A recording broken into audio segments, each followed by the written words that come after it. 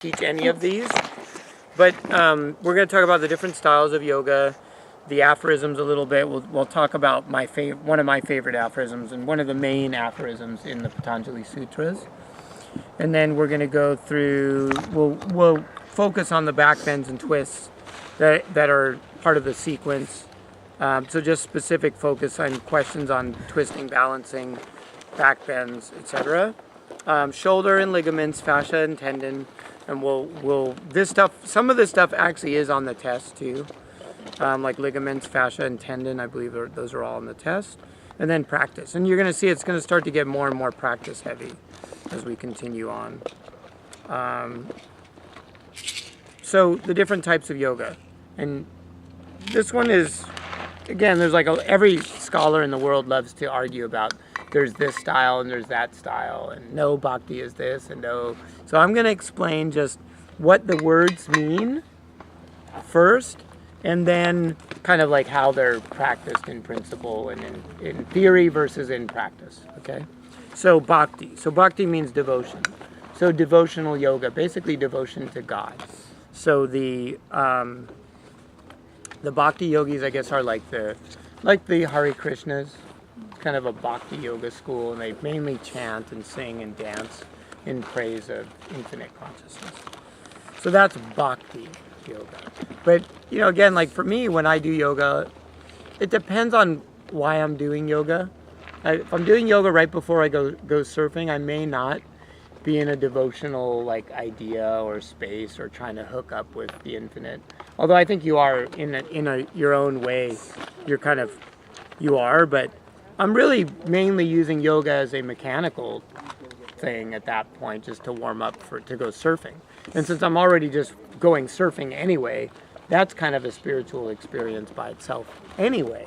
So I may not really focus too much on that. But bhakti is when it is devotional. So when your practice is like you're doing the sequence, and like when you're doing sun salute, maybe you're acknowledging the ground, or you're acknowledging the infinite consciousness, or that makes it more devotional. So if it's devotional, that's bhakti yoga.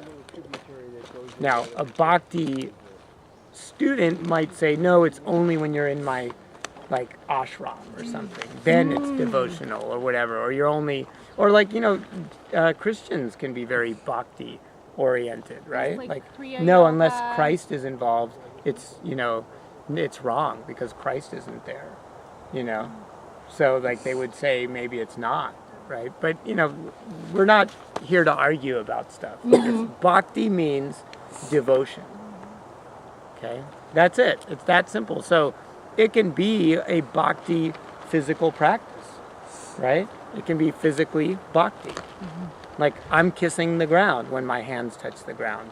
I'm hooking up with my idea of the Creator. I guess it's when you set your intention. Yeah. Whatever right. Yeah. And I can invite Christ into the room and be like, this is a devotional practice to Christ and Christ only. I'm putting a bubble around me. So you could be into Shiva, but as far as I'm concerned, this is a devotional Christian practice, right? It can be. So that's bhakti. Karma yoga. Karma means, basically it just means cause. Really means action. But in the West, it kind of means cause and effect. So if you look at karma, the idea of karma itself, or karma in the way it's practiced in the West, karma yoga is often work. Meaning when you work although it's not true anymore because now I just pay people, because that's a whole other topic, but that's business side of it. Now I just pay people and they work, and then if they owe me money for a class, they just pay me for a class. So I just do it that way because it's the same. But karma yoga used to mean cleaning the studio, washing the towels, maybe doing check-in at the office, and that was part of your karma yoga for the temple or wherever you worked. Okay, so that's it. But in practice, and people often ask me too, is karma a real thing? And my answer is yes. I do believe karma does come back to you, But I do think that a lot of it is also like direct and indirect. I think it's both. Like if you're a really bad, you do bad things, eventually it's going to catch up to you. You know, you see somebody who's driving all crazy and, you know, swerving, getting in and out of lanes, you're like, you know, kind of back off, but then all of a sudden he's in the lane next to you, and as you drive by his car, you see that it's all banged up on the front and left fenders. They're like the right and left fenders are all like, smashed up, and you're like, okay, that makes perfect sense. And you know that somebody, like, he hit people, like he hit other cars, and his car's all scratched up. So that is like a direct karmic thing, you know? But then there's also the larger idea of karma. Like, for me, like, I think that the karma of being a yoga teacher sometimes is also to have certain lessons thrown at you right away. You know what I mean? Like mystical lessons, whatever it is.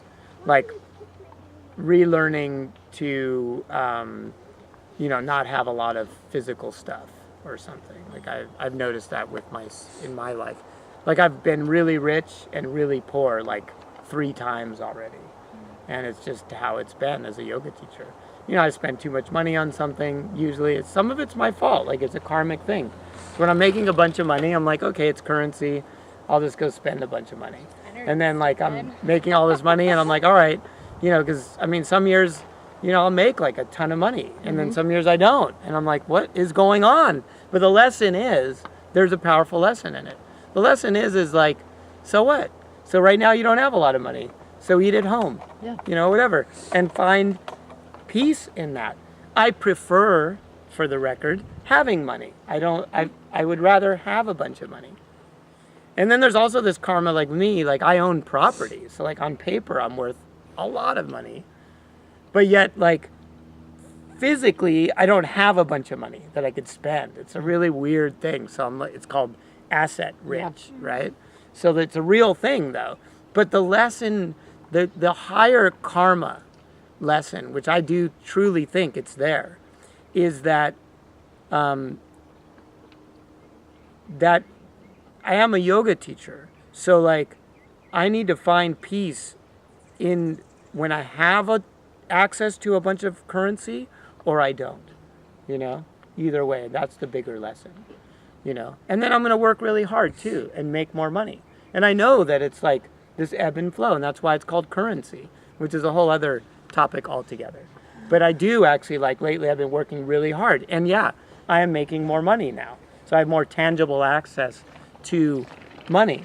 But I'm also like, I'm okay whether I make a ton of money or not. You know, where I would rather have more, but that's a choice. But that choice isn't always up to me. There's a higher consciousness that's governing something. So the lesson is there. So that's also karma. Or like if I don't work hard, like for a long time, I tend to do this and I'm aware of it.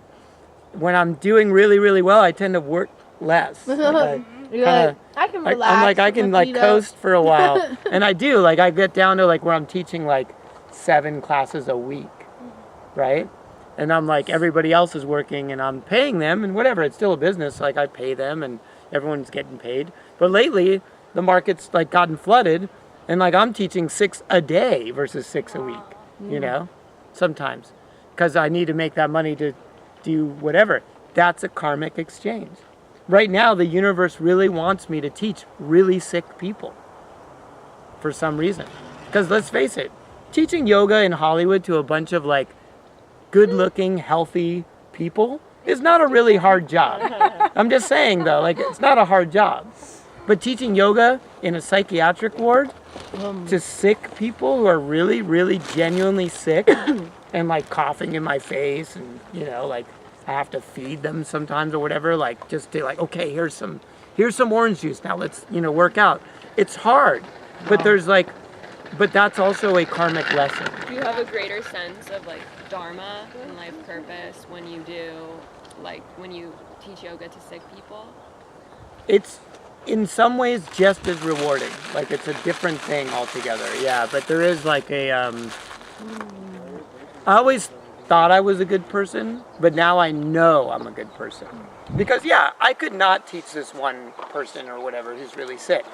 But I know that it's like I did yesterday on a Saturday, on my day off, I did that anyway, and like I didn't have to. Like I really didn't. Like I could lose the $100 and it wouldn't kill me.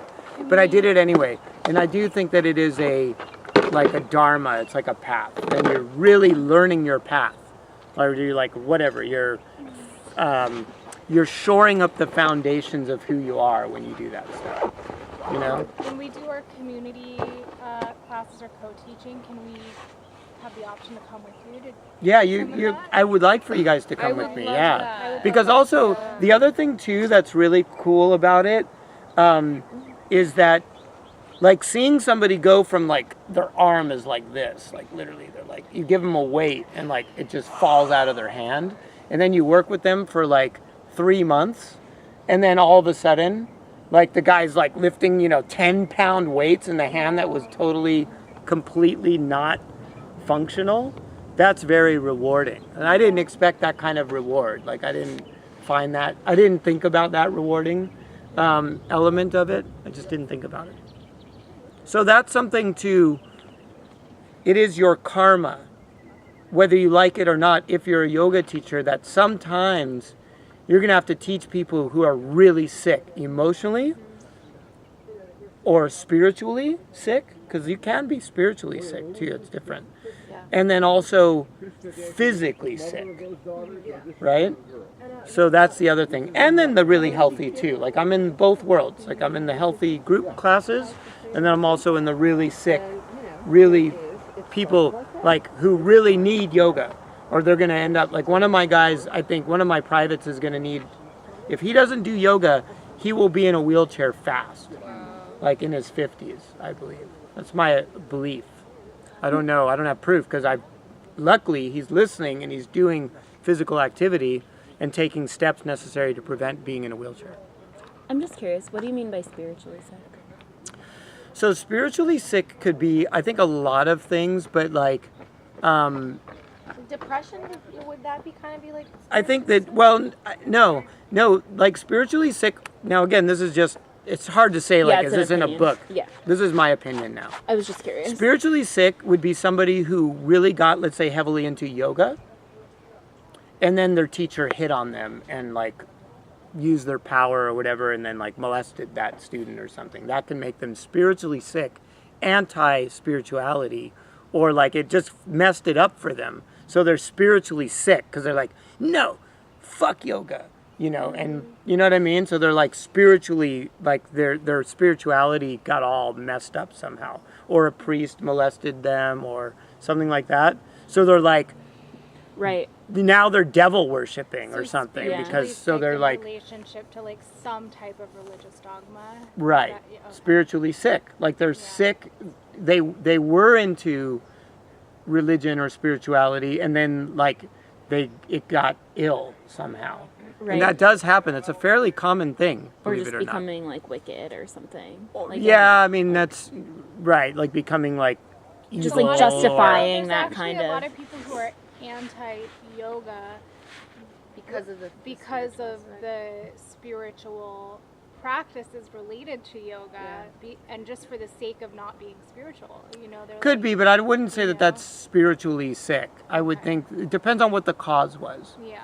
But like, for instance, for me, like, I think being forced into Judaism as a kid made me spiritually sick from that particular religion because it was forced upon me. Yeah. So that was a form of spiritually ill.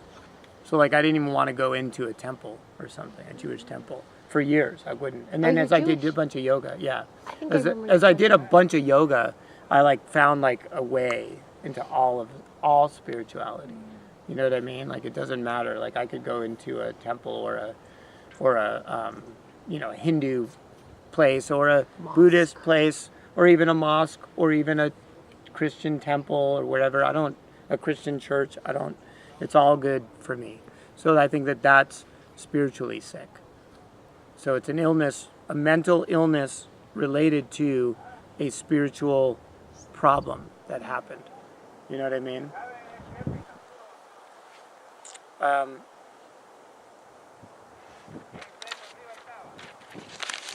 Tantra and Seva. Now, Seva means service.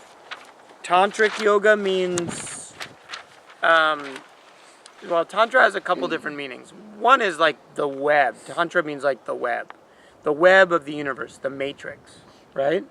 That's Tantra. Now, it also kind of means in the Western idea of Tantra, it means sexual yoga. I do tantric. That's like if somebody asks me, if somebody walks up to you and says like, hey, I'd love to take you out for coffee or whatever, and you're like, you're a student, no, or whatever, and then they're like, do you do private yoga? And you're like, yeah, I do. And then you're like, then they say something like, okay, do you do tantric massage? Now that means a whole other thing. They're hitting on you. That's called So- a red flag, ladies. So right. So that's red flag tantra. For So sure. just like so know that there is tantric yoga, and then there's like, there's people hitting on you, and honestly, like my recommendation about tantric yoga is just I personally stay away from it. Is that question? Is that based upon the book of like sexual poses? Is that the So same there's- thing? right, What's it there's- called again? Well, there's the Kama Sutra. The Kama Sutra. Right, Is the that Kama something to do Sutra. with tantric yoga? Yes. Okay. And now, I'm not saying like it's all bad. It's not. But like when you're a public teacher and people start bringing that up, like Yeah, it becomes that- a really weird, it becomes a very odd situation. Unless you want to be So- known as the tantric yogi. Be very careful with it. That's all I can say. Like, it's up to you. Don't do red that. flag yoga? Yeah, exactly. I mean, look, tantric practices with your partner, who's Yeah. already your lover, Totally. is great. There's nothing wrong with that. Like that's called, but it's naturally yogic anyway. So like, you don't necessarily, I mean, if you know chakras, yeah, you can like work with chakras and do, hand positions and energy work and breathing. You can do these you can do mutual breathing together and stuff. But really like that should be with your partner that you're already attracted to. That's my recommendation. I kind of agree with it. It's such a deep, Yeah, like- deep thing you're doing. Yeah, like- sex is it should So- be with someone, your partner. Just keep it that way and you'll stay out of trouble. Unless you like trouble, and it's not necessarily, again, I don't want to paint it all as a bad picture. It can be great, but it could also just be a tool for somebody trying to get you in bed. And that's not good, right? It can be not good unless it's someone you're really attracted to. So just know that. So it's a red flag. It's definitely a red flag when someone says the conversation path I was talking about. Yeah, exactly. Okay? Totally. Stay away from it. Do that. Study that when you and your lover decide to go to a reputable, known tantric teacher. And then that may still getting you in trouble. Yeah, exactly. Isn't Sting someone else. known for, he's one of the, he's Probably. a outballer of tantric yoga. I studied tantra too, but it's not I don't get all into it. If you want to study that, I'll refer someplace. I probably wouldn't even do that. I don't know. I would tell you of some schools online, but I would still caution you to mess around with it. Yeah. Because you're dealing with sexuality, and it's not the area of practice that I specialize in. So just be careful with that. But just know that it is a thing, and it is something that it's not all bad either, and that as long as it's with somebody that you're in love with, then it's fine. They're not hoodwinking you into getting your clothes off, because there are Into some teachers type that of do that. Has anyone ever tried you like that? I've had all kinds of crazy stuff happen. I've been doing this for 25 It's years. Hollywood of all places. I've right? had crazy stuff, where the silliest things, and I'm like, what are you doing? What are you doing? Stop. Okay, I'm gonna hold your hand now. Look, see how I'm holding your hand? Stop. You understand? And then I'll squeeze it, and they'll be like, okay. All right, Raja. It doesn't happen as much anymore, and now I'm bummed out about it. Wait, which one was the service? What? The word for service? Seva. Seva. So that's seva. S-A-V-A. That's service. So when I teach the guy and I said I don't need this money. And then, so that becomes Seva Yoga at that point for me. Yes, I am getting paid, but I'm not doing it for the money. I'm doing it because I feel bad for this person and I want to help them. That's the reason I'm doing it. And I know that I can help them. So because of that, I'm willing to do the work. That's Seva Yoga. Service, helping go to the church, and you do the parking attendant. You're the parking attendant at a church. That's Seva Yoga. You go to a temple, and you're the person handing out the kipot. That's Seva Yoga. Okay, so that's all good work that I think, again, it's your choice. And if you're a hardcore atheist and you're at the Society for Atheism, and the guy who's the lecturer, I forget the guy's name now, but I read one of his books, he's doing the thing, and you're the guy passing out the pamphlets to people walking by about support the brotherhood and sisterhood of atheism, that's Seva Yoga too, in its own way. Although they will fight you tooth and nail religiously about how it's not yoga, but there is a yoga in atheism as well. It's just not, they don't see God as like a controller or whatever. They just see God as like, it's a different thing for them. It's like the love in each person, typically, which so do we, like the spirit basically, but they just use different words for their religious practices. Or they're heavily non-religious. Sorry, atheists out there. I know, you're non-religious. It's not a religion, okay. Right, and then Raja Yoga. And I say that because, like I said, my wife is an atheist, like hardcore atheist. So not like anti-atheism either. I'm just saying, it's just what I see with it. Raja Yoga is oftentimes meditation in the West. Raja means like royalty, royal. It's where the word royal comes from. It was originally the yoga practiced by royalty. Now I do get some flack for this, but the Maharaja of Mysore, that's saying like the great royalty of Mysore, South India. That's Raja. Now Raja Yoga practices. Are you cold? A little bit. It just feels nicer over here. I might have the option. Raja Yoga practices are oftentimes meditations, linking through the chakras, like breathing through the chakras, where you like breathe into the lower chakra and out through the second chakra and up through and in through the, I'm trying to remember the one I did. It was like the different colors of the chakras weaving through the chakras up through the crown chakra. Can you do that right now? You know what I mean? Yeah, so that's Raja I do Yoga. like when we do the different spoken things that you do. I like the breathing exercises. The breathing Last exercises? time we ended with it. The pranayamas. Yeah, we can do some more. I like that. We'll do some more. I just have so many topics to cover right now. It's just a lot. But okay, so those are some of the main like branches of yoga. And then there's Hatha Yoga, which is Hatha Yoga literally means in English it's sun moon yoga. And so the union of opposites, right? And we all know we practice it. There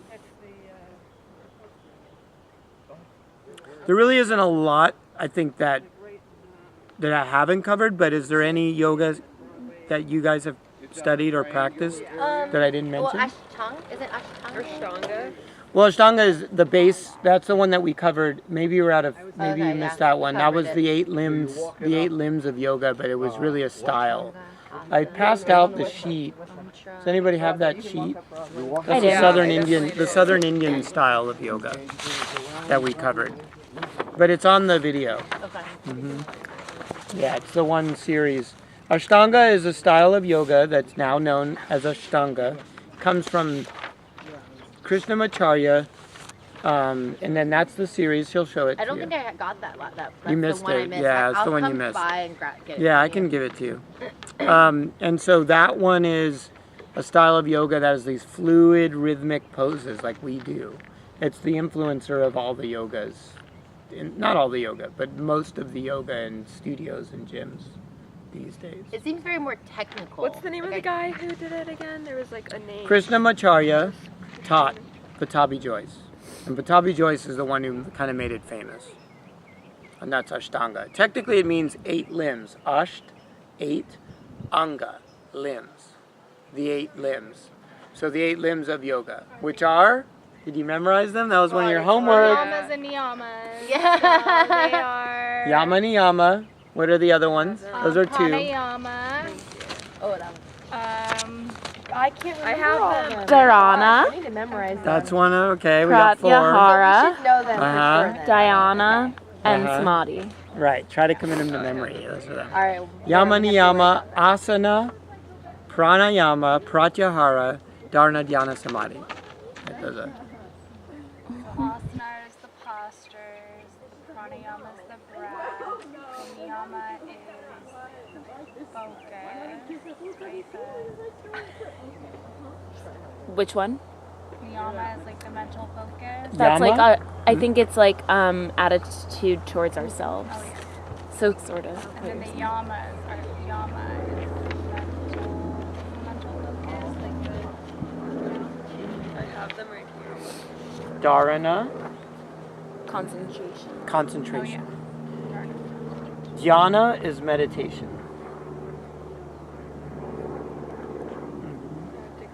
So those are the 8 limbs. But that's it's a branch of Hatha Yoga. Okay. And the Ashtangis get mad about that too a little bit. But that's what it is. It's still Hatha Yoga. So is Bikram's. Kriya So is Yoga, like Yogananda self-realization. yoga. That's really his style. So there's but Kriya that would Yoga. fall under devotion, bhakti, because it's devotional. It's kind of a mix though. They have Hatha Yoga too. They have some Hatha Yoga as Is well. They yin do in the Kriyas are like cleansing action. Yeah. Is yin what? a style? Yin is actually more of like a Chinese term. Okay. Yin for like, in the West it means gentle, like gentle restorative style, gentle yoga.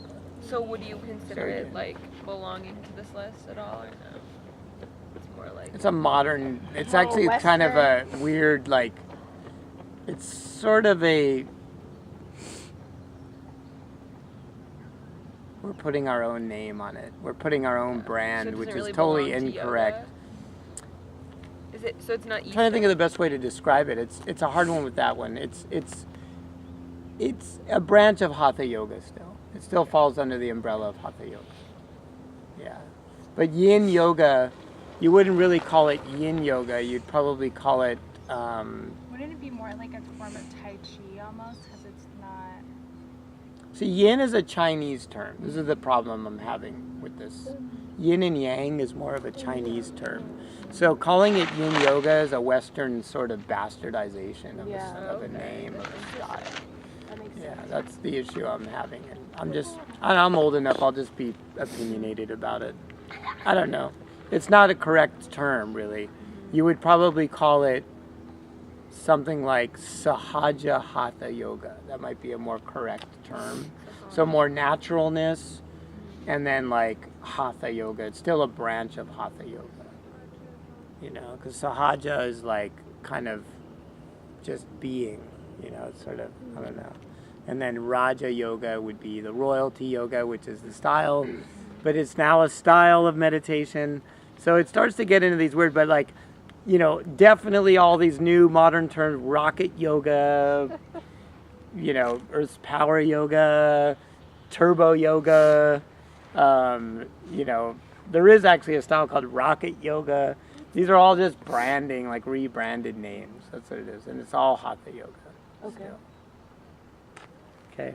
So I would still put it under the Hatha umbrella. Think of it that way. And all yoga, and the other thing too is like, all yoga is yoga. Because it's still, like even goat yoga. Even though like a lot of people talk smack about it, but goat yoga is still yoga. Should we do a goat yoga field trip? It's their, no. So it's all yoga, and it's all, you know, look, if they like it, fine. I mean, I know there's like naked yoga. People are all into it. And you know what? That's so crazy to me. My attitude is, if you like getting naked with goats, knock yourself out. Just don't ask me. Don't make me do it.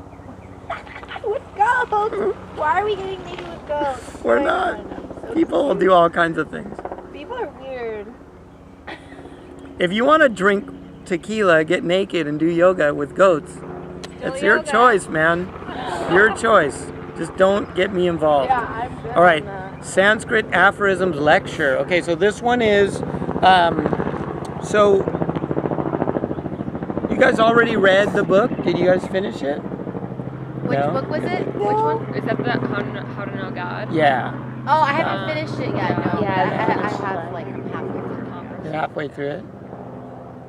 Did you read it? I'm halfway You through haven't read it? Siddhartha. Siddhartha? What do you think of Siddhartha so far? It's a good story. It's like, It is, you know, right? it's about him trying to find himself, just, you know, discover himself. And, you know, it took him a while, I think, to get it right. I guess that's what it seems like. 'Cause he actually walked away from Buddha, I remember. And that's where I was. And Anna, like, walks away.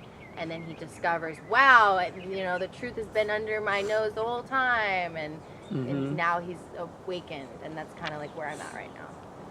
But it's such an easy read, you guys. Like, you guys should read it. Yeah, it's a good totally like a story. I learning. really like It's it. a learning book. It is, you know? and it's a beautifully written as well. Like, Yeah, it's written. It's written by a very Hermann Hesse, who's like Yeah. a famous. I He's read the written a bunch of intro on other him. books too. Yeah, Like he's he's a German. really famous writer. It's like a classic book. And Yeah. then I guess I haven't started the Bhagavad Gita, but soon. All right, so with the Sanskrit aphorisms, are the sutras of Patanjali. So they're called the Patanjali Yoga Sutras, or sometimes it's called the Yoga Sutras. I thought it was Just like- Patanjali. How do you pronounce It's pronounced different ways, Okay. Patanjali or Patanjali. it? Patanjali. Sounds Patanjali. better. Yeah, Sounds that's better how than we pronounce it Patanjali. out here. Patanjali. Yeah. So if it's probably closer to Patanjali. It sounds Because nicer that's than more- Patanjali. Yeah, how I would that's. say I think that's the Western version of it, but it doesn't matter. He actually wrote these sutras, hence the name. So it's kind of like if like Angelica wrote, you know, some new prose about yoga, they'd call it Angelica's Yoga Prose. And I would do 127 instead of 126. Right, exactly. So One that's what extra. the Patanjali Yoga Sutras are, but they're often just called the Yoga Sutras. The same, it's just the sutras from the word suture, right? Which is a suture, like a stitch. So it's like a thread. So they're threads of consciousness.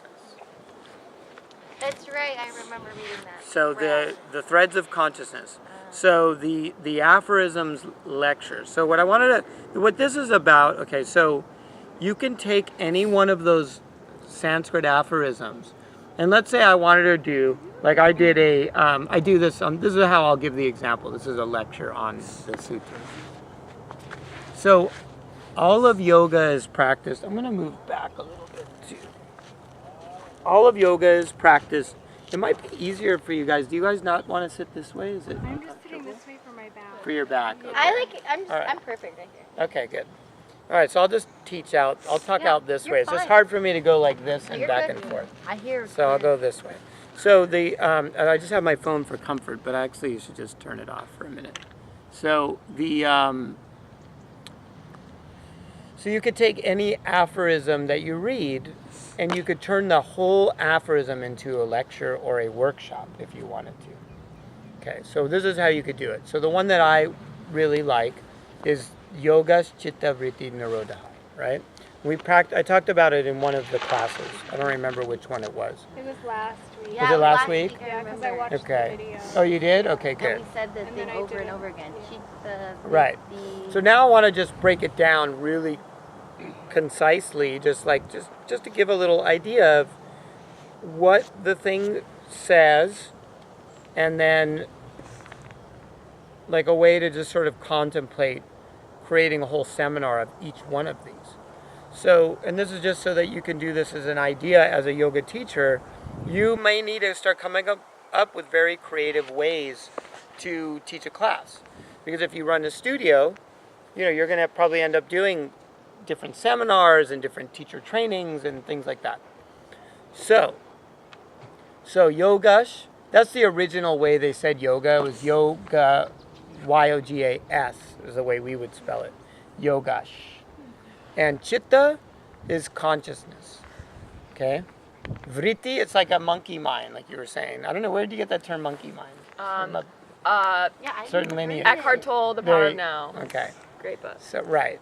So the monkey mind chitta. So chitta, vritti. Vritti means whirlpools, right? Did I give this full lecture already? I think I last thought week you did. I was did gonna this. say that I think that we Some already of did it, this. right? Yeah, you did a lot of it And last I week. did a lot of it, and I tend to do this. I don't know why, but I'm not going to spend a ton of time on it. But what you could do, this is the lecture about what a teacher can use the sutras for, and how you could turn it into a whole seminar. Yeah, you didn't Just talk about the that. one.